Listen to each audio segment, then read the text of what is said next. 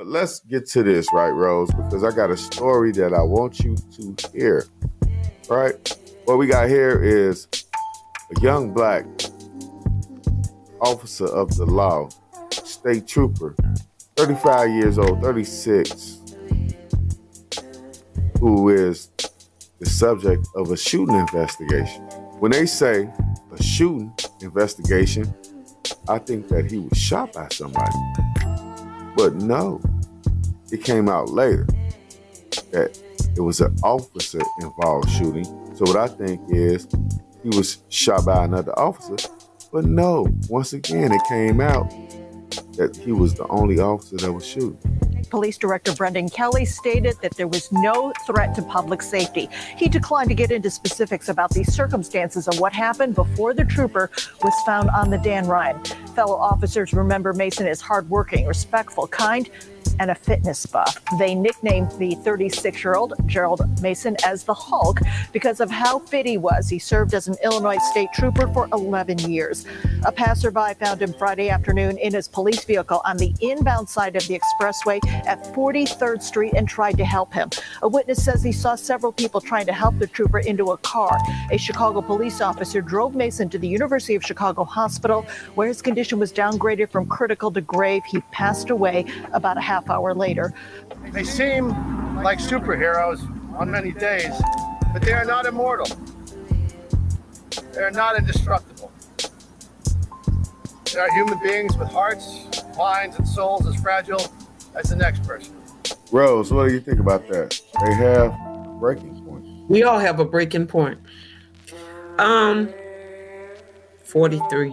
He said 43 and what street was it? 43 and 43rd, the Dan Ryan. The Dan Ryan is the South Side Expressway in Chicago. Muscles on top of muscles. His nickname was the Hulk. Black man, 35 years old. No wife, no kids. Trooper, 11 years. Born in the 80s.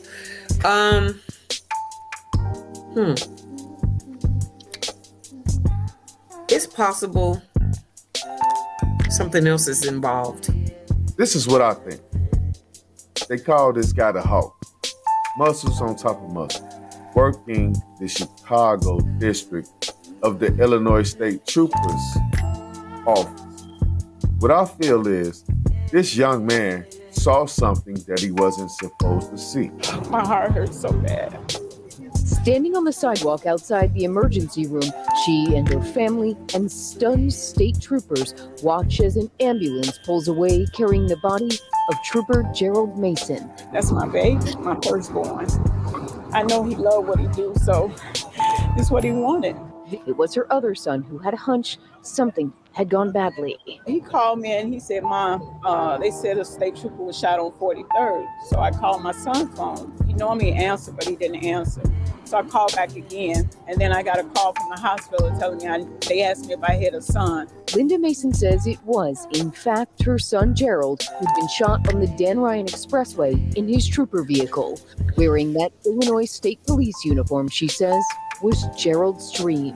He always wanted to be a police officer because he always wanted to protect people. Okay, now this is my thing, okay? The truther in me, okay? Now, I don't believe, this is just me. Like I say, it's the truther in me, all right? Now, you say he didn't have no kids. 11 years veteran, didn't have no kids. Yep. Then I'm looking at having gone through something similar to that. I wouldn't talk on camera. I would be this is just would be me. And I always try to like disconnect myself from the situation. Because then you can, when you disconnect yourself, you don't have any emotions and you don't have any reason to become a part of the story. Okay. So me personally, I could never talk on camera if my son got killed like that. Okay. That's just me. And I feel like it's some type of ritual, red flag or something. Because me personally, I couldn't get on camera and talk like that. I couldn't. I'm just being honest. There's a lot of things involved here, a lot. Like you said, he could have saw something. That's possible.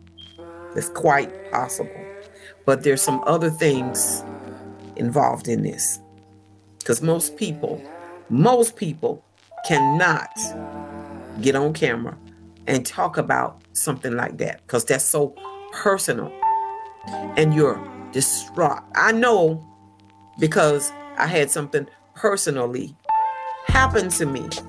Okay, similar but different circumstances. Okay, and there is no way that I could have, or my mom could have, or my other sister could have got on camera like that. So for me, you know what that remind me of? Mm-hmm. That remind me of the story that we talked about a couple of weeks ago about the Instagram model Mercedes Moore was killed and her parents was on the news, like moving her stuff out the apartment with no emotion. Exactly. Like I say, it's a lot of stuff now, and it's a lot of stuff on the news that are red flags. In fact, Okay. Rose, you were not even a part of that show. That was Alicia Patrice, who was a part of that show. And she said how calm they were. And I was like, well, these parents they're black, but they have to be like executives in their fields because of the lack of emotion. I can say these people are used to dealing with stressful situations.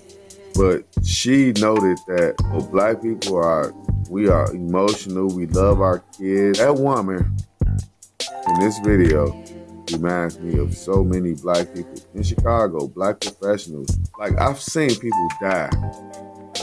And you can see like the father, the grandfather, won't shed a tear. Never see Paw crying. He just tell you what happened. I could never go on camera. That's just me. That's how it's supposed to be. But men are not around to teach other men how to be men and to hold their women down. You're right. The husband in that situation, he should have been able to express his feelings without balling up. The wife, he should have been holding her up, though. It's just weird. What do you think about this particular story? It's too many things involved in that. It's just a lot. It's a lot going on there. It's a lot going on there. I can't put my finger on it, but it's a lot going on there. In Chicago, the Chicago police, they don't drive the expressways pulling over people, but like driving down the highway. We got the Chicago police on the side street. We got the state police on the highway. But this guy was patrolling the stretch of that highway. A guy that can be nicknamed the Hawk is way stronger than to kill himself unless his family is put into danger. It's a lot of stuff going on. It's a lot pertaining to African American people right now. It's a lot of stuff going on. There's a lot of stuff going on. Change the subject slightly. There was a boy in Texas today, 18, shot up the school. Okay. Shot up a school in Texas today? Mm-hmm. Yeah. Black boy? Black boy, yeah. The white boy going to school, he killing everybody. He not looking for one person. He will kill everybody. Like, what is it? He walking in there like the in Colorado. Was it Boulder? Whatever it was. I know it was April, like the bloodiest April. It was like 1995 or whatever it was. I think that was Boulder. I don't remember when it was, but I remember, if I can put, I remember it was Paducah, Kentucky. That was one. And the other one was, it could have been some part of Colorado. I don't remember. And then it was another place. And they were like shooting up the schools. It's just crazy. It's just crazy. And the kids are under what? It's just so much stuff going on. You know, time is moving so fast. And So that has something to do with the state police officer? I think something, I don't know, I think something, you can say in the atmosphere, it just seemed like We gotta say to his mother. investigate, hire you a detective and investigate very carefully. Yes. And why you came on camera and talk, I do not know. Yes. Investigate carefully because I don't believe Stay that. out the camp, stay off of camera. All right, I don't believe this officer was killed by his own hand.